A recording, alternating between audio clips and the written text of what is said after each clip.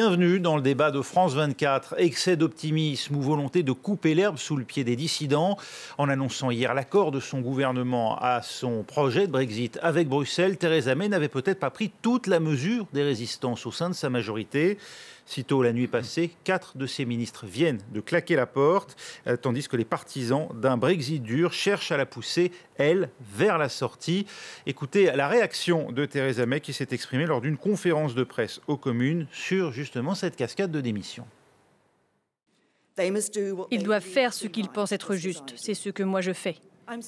Je regrette qu'ils aient choisi de quitter le gouvernement et je les remercie pour leur travail. Mais je pense de tout mon cœur que la voie que j'ai choisie est la bonne pour le pays et toute notre population. Voilà, si eux démissionnent, elle entend bien rester à la barre du navire. Ambiance de putsch chez les conservateurs. Fin de règne à Downing Street.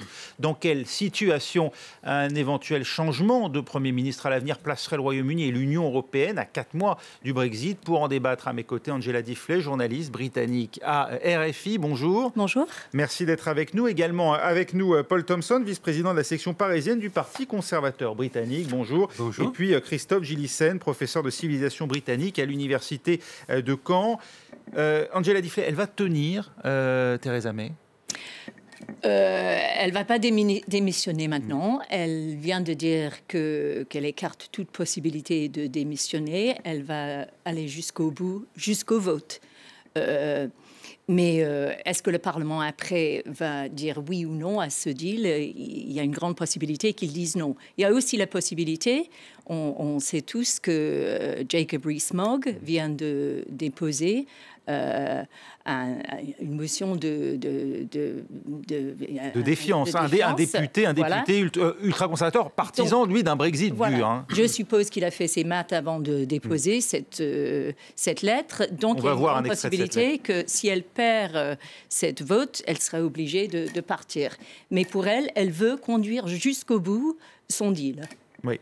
Ce partisan d'une sortie sans accord, donc Jacob Rees-Mogg a adressé ce courrier au comité 1922, celui en charge du groupe parlementaire conservateur, pour réclamer l'organisation du vote de défiance contre Theresa May. Il le dit notamment, le projet d'accord de divorce avec l'Union européenne présenté au Parlement, aux communes, donc aujourd'hui, s'avère pire qu'attendu et échoue à remplir les promesses faites à la nation par la chef du gouvernement britannique. Est-ce que Paul Thompson, après le ministre du Brexit, Dominic Raab, après la secrétaire d'État du Brexit, Suella Braverman, après le secrétaire d'État à l'Irlande du Nord ou encore le ministre du Travail qui ont démissionné, on voit cette accumulation de mécontentement. Qu'est-ce qui ne leur convient pas dans cet accord ? Et il y a le contenu et aussi le processus, je crois, en ce qui concerne, qui pose problème pour les pro-Brexit. En ce qui concerne le contenu, je n'ai pas lu les 600 pages moi-même, mais il y a au moins 2 éléments absolument majeurs qui posent problème pour beaucoup de personnes, pas seulement les ultras, je dirais, des pro-Brexit. Le premier élément concerne la participation du Royaume-Uni dans une association douanière. Une union douanière avec l'Union européenne. Ce n'est pas l'union douanière totale, c'est une association Et alors, qu'est-ce qui les gêne ? Non, le problème, c'est qu'il n'y a pas de porte-sortie. Il y avait un assez large consensus parmi les parlementaires britanniques conservateurs qu'il convenait que le Royaume-Uni puisse sortir, parce que sinon le risque qu'ils voyaient était que jusqu'à la fin des temps, ils y soient coincés parce que l'Union européenne peut-être n'aurait jamais intérêt à les laisser sortir. Donc c'est l'Union européenne qui décidera. On en parlera dans la deuxième partie du débat, on reviendra en détail. L'autre point majeur, c'est l'Irlande, bien sûr. L'Irlande du Nord. Oui. Et le fait qu'il y aurait il est prévu une différenciation significative tout de suite dans le traitement de l'Irlande du Nord par rapport au reste du Royaume-Uni. L'Irlande du Nord alignée sur le marché européen en termes de normes, ce ne serait pas le cas de la Grande-Bretagne. Interne et aussi l'union douanière. Et donc, il faut savoir qu'il y a un contexte spécifique en Irlande où les républicains cherchent à saper l'appartenance de l'Union de l'Union avec le reste du Royaume-Uni. Et donc, ça, c'est un projet à long terme. Et donc, de la part pour les unionistes, ce n'est pas une mince affaire, ce problème-là. On va à Londres rejoindre notre correspondant sur place, Hervé Amaurik. Hervé, est-ce que ce soir, Theresa May a réussi à éteindre l'incendie dans ses troupes et dans son parti ? Certainement pas. En revanche, elle sait mieux que personne sans doute naviguer en eau trouble. Elle l'a prouvé depuis 18 mois maintenant.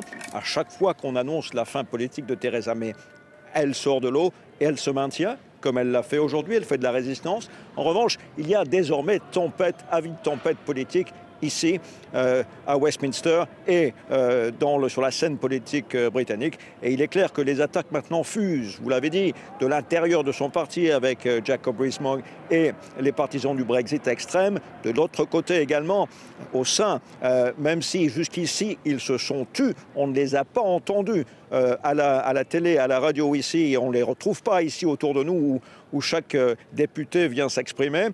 Ceux qui sont les europhiles au sein du parti et au sein du gouvernement de Theresa May, pour l'instant, n'ont pas parlé, ne se sont pas exprimés lourdement, mais ils n'en pensent pas moins. On sait qu'ils ont beaucoup de réticence avec ce compromis de Theresa May aussi, tout simplement, parce qu'on oublie de parler d'eux, mais tout simplement, eux considèrent que la relation négociée avec l'Union européenne ne peut être que moins bonne que celle qu'on a aujourd'hui. Et cela, bien sûr, les europhiles au sein du Parti conservateur, comme dans l'ensemble du Parlement, ici derrière moi, le regrettent. Ils veulent quoi, ces europhiles envers et contre tous, Hervé Amaurik, se maintient. Pour qu'on comprenne bien, ils veulent quoi, ces europhiles? Theresa May a fermé la porte à un second référendum. Theresa May a fermé la porte comme elle ne l'a jamais ouverte, en tout cas. Mais peut-être que Theresa May ne sera pas au pouvoir s'il y avait un nouveau référendum. En tout cas, pour l'instant, les europhiles ne disent mot, ne disent rien. Mais si n'oublions pas que d'ici quelques semaines, même si Theresa May se maintient jusque-là, il y aura vote. Il y aura vote au Parlement et là, le compromis, l'acte de divorce de Theresa May sera soumis à l'approbation générale avec le soutien et tel que sont dans l'état actuel de l'arithmétique parlementaire, il est complètement impossible pour Theresa May de recevoir le soutien du Parlement, aussi bien par les europhiles de son parti, les europhobes de son parti, et l'extérieur, bien entendu, le Parti travailliste qui n'attend qu'une chose, c'est de provoquer la chute, l'effondrement du gouvernement de Theresa May. Elle n'a même pas, Theresa May aujourd'hui, de ministre du Brexit, elle n'en a plus. Elle aurait proposé le poste à l'un des plus grands, l'un des porte-parole des partisans du Brexit, qui hésite. Il hésite parce qu'il a peur d'être politiquement contaminé par cet acte de divorce négocié par Theresa May, Michael Gove. Et on ne sait pas encore ce qui va se passer. En tout cas, Theresa May recrute. Oui, on annonce d'ailleurs peut-être sa probable démission dès ce soir à Michael Gove. Vous vouliez réagir, Paul Thompson? Vous comprenez ce silence des europhiles? D'abord, je voudrais dire que le silence n'est pas total et absolu parce qu'il y a le cas de Kenneth Clark, qui est un vétéran du Parti conservateur, europhile convaincu depuis toujours. Et parfois bien seul à prêcher, de manière aussi ouverte pour l'Europe. Il est cité il a dit sur BB4 aujourd'hui qu'il n'y a pas la moindre chance que l'accord passe à la Chambre des communes. Et il imagine éventuellement... Il est lui-même très pessimiste. Mais ça montre qu'il pense que l'accord n'est pas bon. Et j'ai remarqué que dans le Financial Times, qui est très anti-Brexit, il y a aussi un article de Philip Stevens, qui est un de nos grands éditorialistes, disant que cet accord est complètement pourri et mérite d'être évacué. Christophe Gélissen, pourquoi cet accord ne convient pas aux plus europhiles des conservateurs? C'est un traité qui propose finalement un accord qui propose que le Royaume-Uni sorte de l'Union européenne, sorte du marché unique. Il garde quand même un grand pied dans le marché, justement. Il reste, mais c'est une situation intermédiaire qui ne présente aucun avantage. qui permet de limiter les dégâts pour les partisans de la participation britannique à l'Union européenne. Mais il n'y a aucun intérêt. C'est une ligne de crête. C'est tout ce qui a pu être négocié avec l'Union européenne, mais c'est un recul par rapport à la place actuelle du Royaume-Uni dans l'Union européenne. Parce que le Royaume-Uni serait obligé de suivre les directives de Bruxelles sans pouvoir les influencer. Sans avoir voix au chapitre. Voilà, donc c'est beaucoup d'Europe sans pouvoir l'influencer. Donc pour les europhiles, on aurait mieux fait de rester dedans. Mais en fait, cet accord, c'est le meilleur accord qui pourrait être trouvé si on veut, pour les Brexiteurs, si on veut quitter l'Europe, garder l'intégrité territoriale du Royaume-Uni, limiter l'immigration ou au moins le contrôler, pouvoir faire du commerce sans trop de contraintes et aussi ne pas avoir de frontières physiques en Irlande du Nord.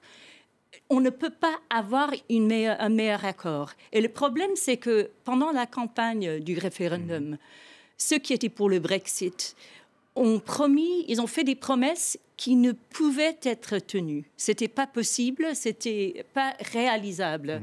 C'était des choses incompatibles. Si on voulait ces quatre choses qui sont primordiales pour Theresa May et pour satisfaire les groupes très importants qui ont voté le Brexit, c'est totalement impossible de trouver mieux que cet accord. Ça ne veut pas dire que que je suis pour ou contre, mais je veux dire simplement pour plaire aux groupes qui ont des demandes très importantes, on ne peut pas trouver mieux.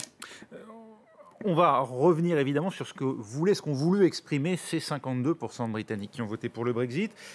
Il faut 48 lettres de députés aujourd'hui, soit 15% du groupe conservateur aux communes, pour, à la demande de Jacob Rees-Mogg, provoquer un vote de confiance. Est-ce qu'il va, ou de défiance en l'occurrence, puisque c'est son souhait, mettre en minorité Theresa May? Est-ce qu'il va les réunir, ces 48 lettres? Ce n'est pas impossible, je dirais. Il y a, depuis des mois, il est question d'un nombre significatif de députés conservateurs qui avaient la lettre dans le tiroir. Ils ne l'avaient pas envoyée aux responsables de ce 1922 Committee, mais ils étaient prêts à bouger le moment venu. Et le nombre manquant, déjà, il y a 2 ou 3 mois, était mince. Étant donné que cet accord est attaqué de toutes parts, je pense qu'il est tout à fait possible que le seuil de 48 € soit atteint, voire dépassé. Ensuite, Hervé Amaurik, Theresa May serait renversée. On va voir peut-être la configuration de l'actuelle Chambre des communes. Elle serait renversée si, en considérant bien sûr que les travaillistes votent contre elle, si 158 députés conservateurs votaient la censure. Est-ce que c'est aujourd'hui un scénario envisageable, Hervé ? C'est un scénario effectivement envisagé notamment pour les travaillistes et les députés du Parti libéral qui n'attendent que ça. Évidemment, si le vote avait lieu aujourd'hui, il n'y a aucun doute, c'est ce qu'il se passerait et Theresa May, bien sûr, serait sans doute forcée à la démission. En revanche, on sait qu'elle est capable de résister, elle est capable de continuer à essayer de vendre son document. En tout cas, c'est ce qu'elle va faire dans tous les cas. Elle a encore quelques semaines pour essayer de convaincre les uns et les autres. Ça sera une tâche probablement la plus difficile de son mandat. Et la plupart des experts ici autour de moi ne lui donnent absolument aucune chance si elle ne parvient pas à changer, modifier ce document. Et avec, évidemment, Bruxelles dit de manière très claire jusqu'ici qu'il n'y a pas de possibilité de rouvrir la négociation. Mais de toute façon, même si elle rouvrait la négociation, peut-être pour plaire aux partisans du Brexit, c'est ceux qui sont partisans de rester au sein de l'Union européenne qui se trouveraient bafoués, secoués et insultés par une telle proposition. Donc, elle n'a plus, comme un roi sur un échiquier vide, que quelques cases désormais qui lui sont ouvertes. Et de toute façon, elle sait que le couperet risque de tomber. Qu'est-ce qui va se passer ensuite, même s'il était forcé à démissionner? Élection peut-être, ou est-ce qu'il y aurait un autre membre du Parti conservateur pour prendre le relais? Et que ferait-il? s'il y avait une nouvelle élection, y aurait-il aussi un référendum? Toutes ces questions sont des questions ouvertes. Personne ici aujourd'hui ne sait véritablement, même Theresa May ne connaît sans doute pas, ne peut pas planifier le cours de ces prochaines semaines de manière exacte. Je vais vous laisser la parole, Paul Thompson, dans un instant, mais Christophe Gillissen, le parti unioniste nord-irlandais et ses 10 élus dont dépendait jusqu'à aujourd'hui la majorité dont disposait Theresa May à la Chambre des communes, ce parti a clairement fait comprendre qu'il se sent trahi au point de voter la défiance. On peut dire que ce soir, elle n'a plus de majorité, Theresa May, pour gouverner ? Potentiellement. Alors, est-ce qu'ils iraient jusqu'à voter contre cet accord? Ça reste à voir. Il se pourrait qu'ils se contentent de s'abstenir, ce qui changerait un petit peu les choses. Mais leurs propos ont été extrêmement agressifs. Ils ont dit que des lignes rouges sang avaient été franchies. Le traitement différencié prévu pour l'Irlande du Nord, qui n'est peut-être pas si important que ça, revêt une dimension symbolique extrêmement importante à leurs yeux. Et de toute évidence, ils ne peuvent pas voter pour cet accord. Donc au mieux, du point de vue de Theresa May, ils s'abstiendront. Oui, il y a une grande ironie parce que l'Irlande du Nord, et spécialement cette partie, le DUP, sont tellement attachés au Royaume-Uni. Ce sont des Britanniques dans cette partie et la majorité en Irlande du Nord sont d'accord.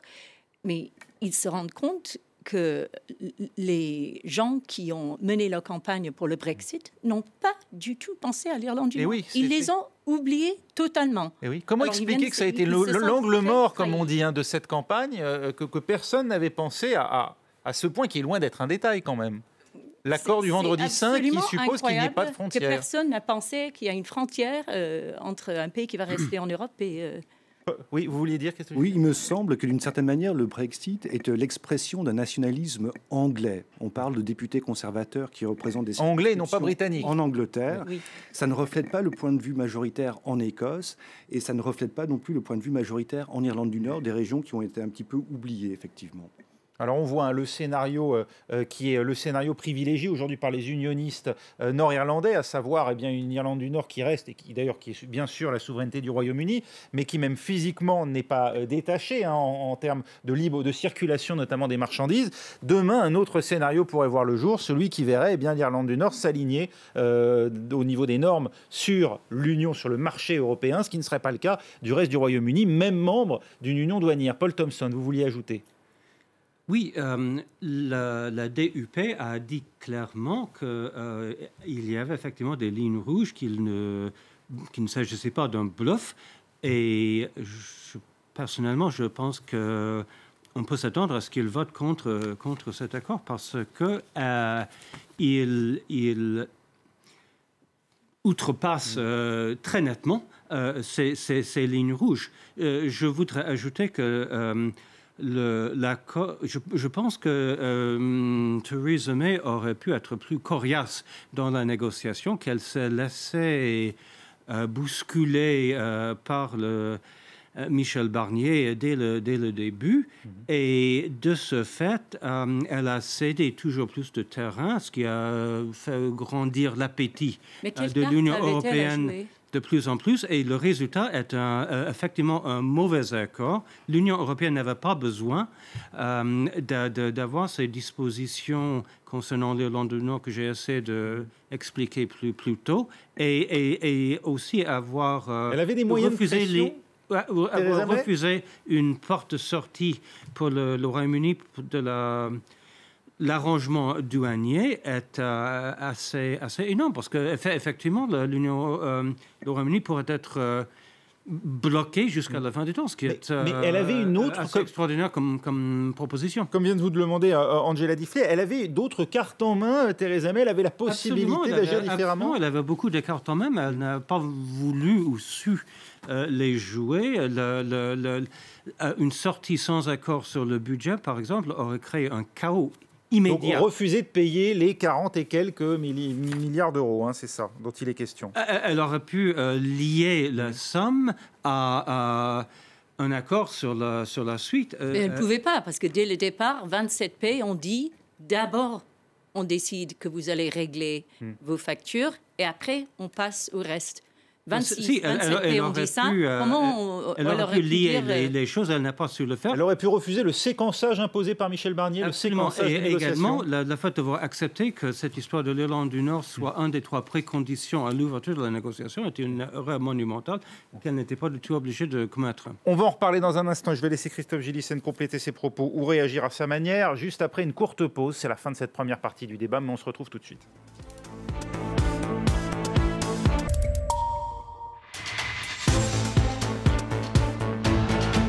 Retour au débat de France 24 et Theresa May a donc pris la parole. Si certains des membres de sa majorité veulent la renverser, des lettres sont d'ailleurs envoyées toujours à l'heure actuelle dans l'objectif de tenir un vote de défiance, eh bien la chef du gouvernement britannique, elle exclut toute idée de démission. Elle s'en tient à l'accord de sortie de l'Union européenne conclu avec Bruxelles. Écoutez.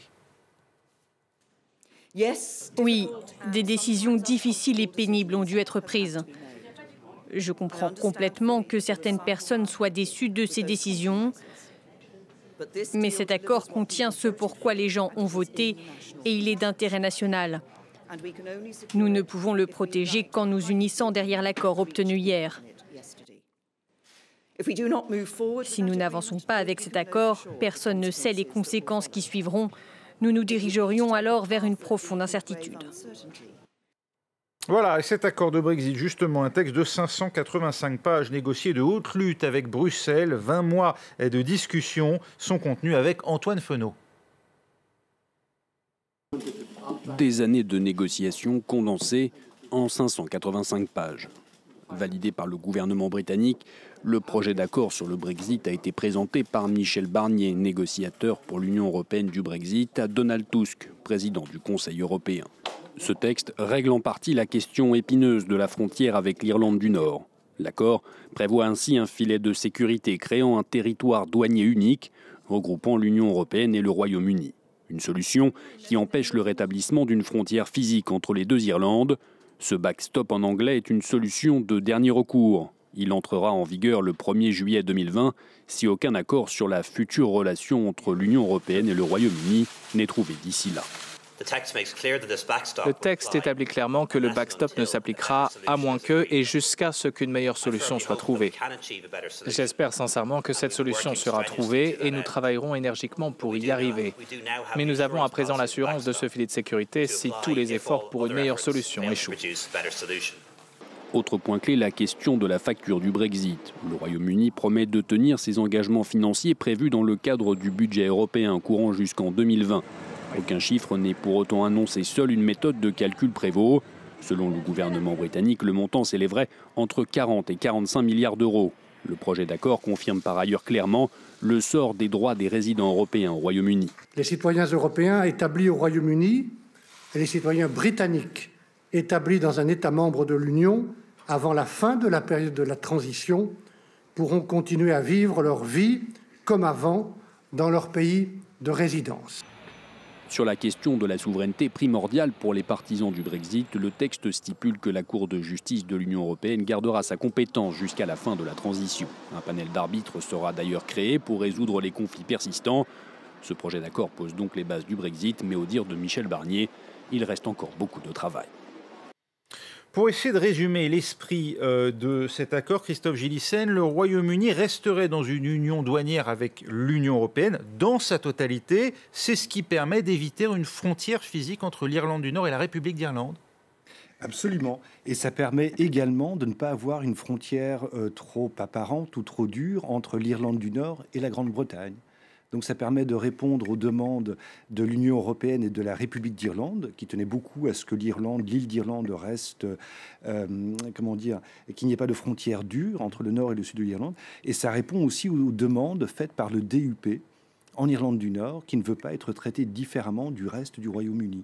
Donc c'est un compromis qui, de ce point de vue-là, est plutôt intelligent et peut fonctionner. En tout cas, ça ne satisfait pas suffisamment le DUP, puisque l'un de ses dirigeants, son numéro de Nigel Dodds, appelle à renverser Theresa May. Vous vouliez dire, Angela Diffley, c'est parce qu'on voit cet accord. À la fois, on peut se dire, effectivement, c'est une trouvaille, c'est ingénieux, ou au contraire, on ne sort toujours pas de l'ambiguïté, ça ne résout rien, d'où le mécontentement. Oui, je voulais soulever 2 points.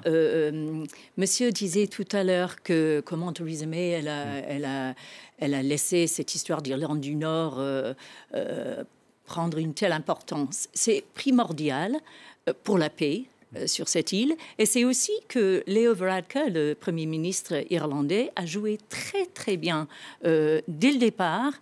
Il a tout de suite allé voir les 26 chefs des gouvernements pour dire ce qui était en jeu pour l'Irlande. Soutenez la position irlandaise, c'est ce qu'il a dit à ses partenaires. Nous sommes un petit pays, il a dit, et nous avons besoin de votre solidarité. Et ça a très bien marché. Il a très bien joué, c'est indéniable. Pour revenir à l'accord qu'on a trouvé, ce qui gêne pour les eurosceptiques, c'est qu'en restant dans cette union douanière, l'Angleterre, le Royaume-Uni, ne peut pas peut-être faire du commerce international. Nouer ses propres accords avec d'autres régions du monde. Voilà, et ça, c'était un des grands prix pour les Brexiteurs. Mais on se demande comment ils ont pensé que les 27 pays allaient laisser se développer à 20 km de France une espèce de Singapour. Je ne comprends pas qu'ils n'ont pas compris que ce n'était pas possible, qu'on n'allait pas laisser le Royaume-Uni faire ce qu'elle voulait. Pourquoi Theresa May a accepté ou a tenu à mettre en place cette union douanière? Parce que les Européens, certains n'y étaient pas favorables, et on le voit bien, les Brexiteurs n'en voulaient pas non plus. Alors pourquoi finit-on sur ce projet d'union douanière? Je voudrais préciser que l'Union européenne, l'Union des 27, était tout à fait disposée, y compris ces dernières semaines, à un accord de type Canada Plus, et cela a été confirmé par le président du... Oui, mais ça ne règle pas le problème d'Irlande du Nord, ça. C'était pour ça que ça justement, n'a pas... on revient au problème de l'Irlande du Nord. C'était ça qui pollue tout le processus. Bien sûr, c'était un sujet très important. Personne n'en doute, et certainement pas moi, mais il y a dans cet gigantesque chantier de nombreux sujets lourds, importants, politiquement très sensibles. Et vous avez raison, le Premier ministre irlandais était très fort en alignant les responsables de l'Union européenne. Et je pense qu'à Bruxelles, on a dit ça, c'est un levier qui pourrait peut-être marcher pour faire pression sur toutes sortes de sujets vis-à-vis des Britanniques. Et le gouvernement, au lieu de voir le piège tout de suite et de l'écarter immédiatement, est tombé... Mais Paul Thompson, pour répondre à la question, pourquoi Theresa May a-t-elle consenti ou voulu mettre en place cette union douanière avec l'Union européenne plutôt qu'un départ pur et simple, finalement, comme le réclament les Brexiteurs? Comme on vient de le dire, à cause uniquement de cette problématique de l'Irlande du Nord. C'est la seule question irlandaise où il y a un intérêt commercial pour les... qu'il ne méritait pas, même s'il était un sujet très important.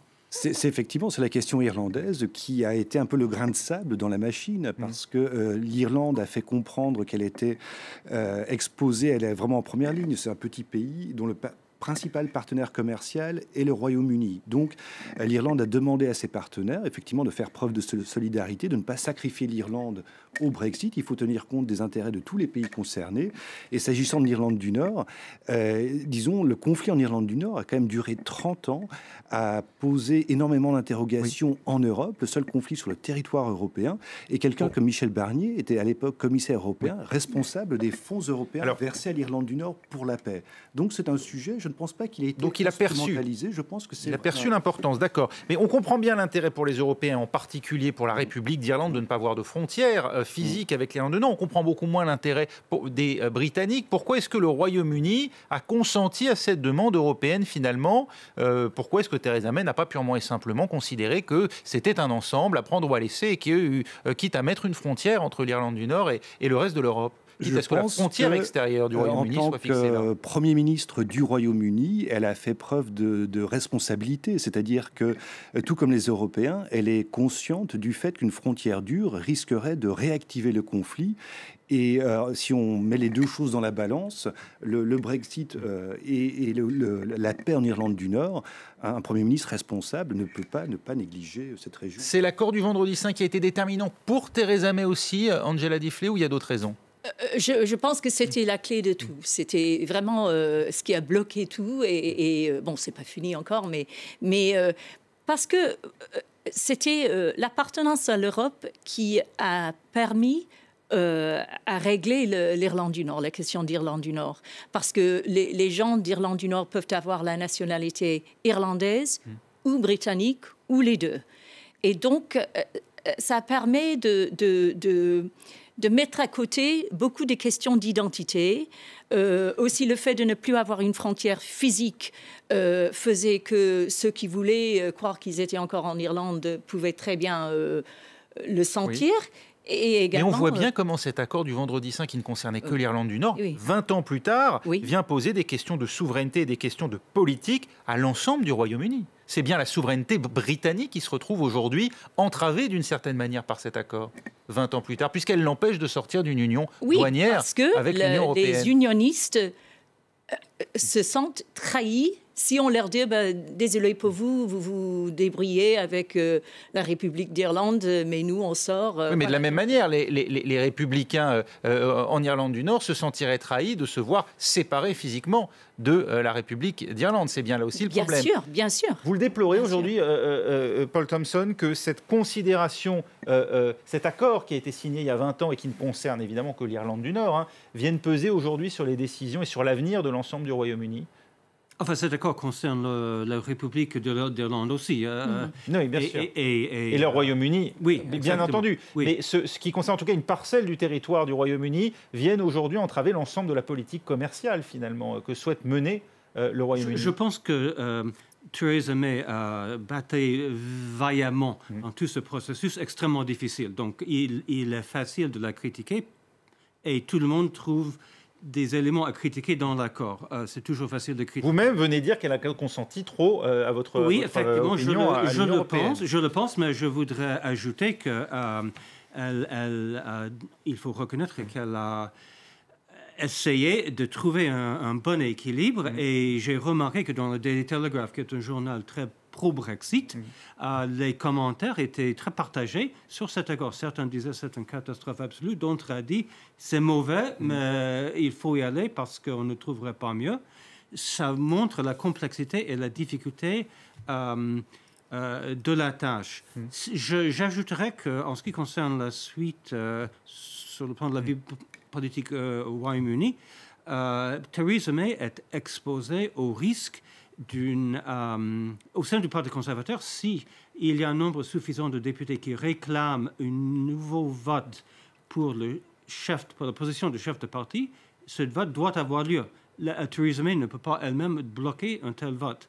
Et selon on ne sait pas comment se déroulerait un tel vote, mais Boris Johnson est donné comme étant largement gagnant. Ce n'est pas du tout une certitude, mais c'est ce que prévoient les sondages jusqu'ici. Et dans ce cas-là, je ne sais pas ce qui se passerait, mais Boris Johnson a dit qu'à propos de l'Irlande, le sujet avait son avis en tout cas, que le sujet a été instrumentalisé et qu'il y avait des solutions techniques qui permettaient, comme entre le Canada et les États-Unis, Boris Johnson, un commerce florissant, très volumineux, absolument quotidien, entre pays qui restent amis. Et donc, si je peux me permettre, on verra bien ce qui se passe. Si je peux me permettre, entre le Canada et les États-Unis, il y a des postes de douane, des personnes, des forces de l'ordre, des douaniers qui contrôlent le passage. Oui, mais avec l'accord proposé là, il y aura des contrôles en mer d'Irlande, parce qu'on voit mal effectivement des produits qui, en Irlande du Nord, doivent être alignés sur les normes européennes, passer ensuite du côté du territoire britannique, sans qu'il y ait le moindre contrôle. On parle de faire les contrôles avant que dans les entreprises. Et ça revient d'une certaine manière à placer une frontière en mer d'Irlande, ce que voulaient absolument éviter les unionistes. Oui, tout à fait. Et tous ceux qui, au sein du Royaume-Uni, insistent sur la souveraineté. Mais en vérité, essayer de transposer la question en France, est-ce que le gouvernement français accepterait que la Corse ou l'Alsace ou l'Aquitaine soit mis dans un autre régime? Jamais. Autre point difficilement acceptable, la Cour de justice de l'Union européenne va rester compétente. Ça, vous le comprenez, Angela Diffley? C'était au début une des lignes rouges et ça a été un peu oublié et maintenant ça revient sur le devant de la scène.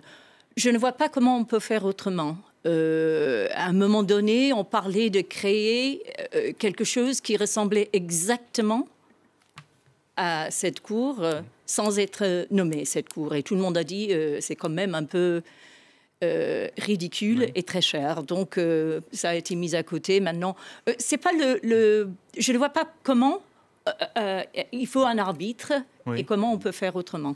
C'est le moyen. L'accord dit NAFTA en anglais, ALENA, je pense en français,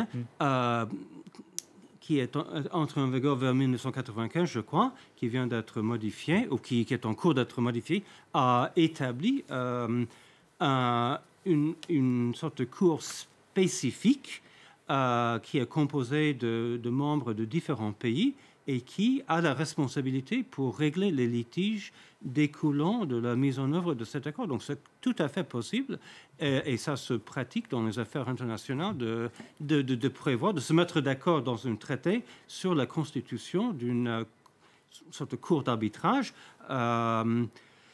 spécifique.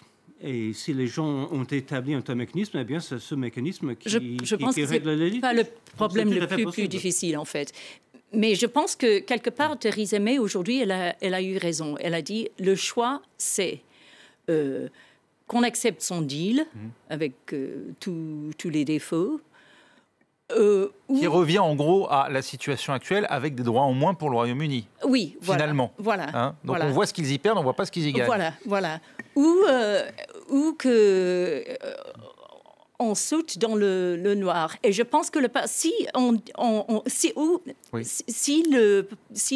on n'accepte pas le deal et c'est un no deal, je pense que le Parlement britannique n'acceptera pas que le Royaume-Uni quitte l'Union européenne sans accord. Et je pense qu'à ce moment-là, je ne sais pas ce qui se passerait, mais je ne pense pas que le Parlement britannique laisserait le Royaume-Uni partir sans accord. Hier, dans la réunion du cabinet, il paraît qu'il y avait les larmes.